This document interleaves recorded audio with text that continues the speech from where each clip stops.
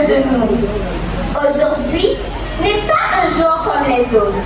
Aujourd'hui, nous voyons s'accomplir la promesse de Dieu. Ce lieu n'est pas bâti seulement de tôle, de fer et de pierre, mais de larmes, de foi, d'espérance et de prière.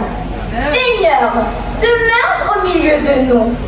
Seigneur Jésus-Christ, pierre angulaire, toi le rocher sur qui l'Église se dresse, comme Salomon dressa le temple au champ des Saules.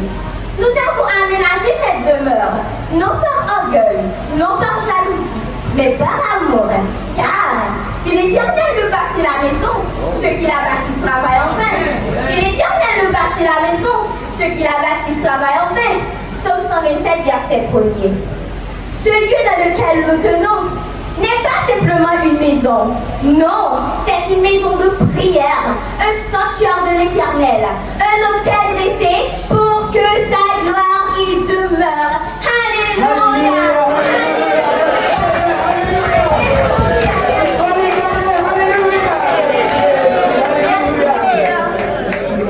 Merci Jésus.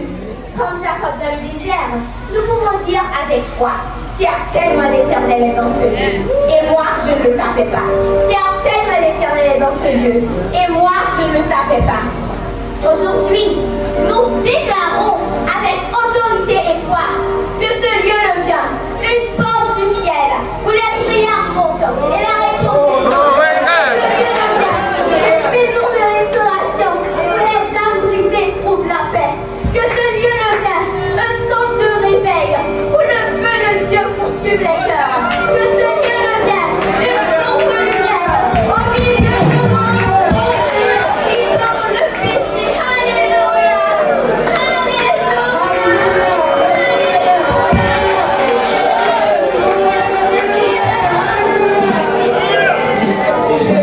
Que les malades y trouvent la guérison. Que les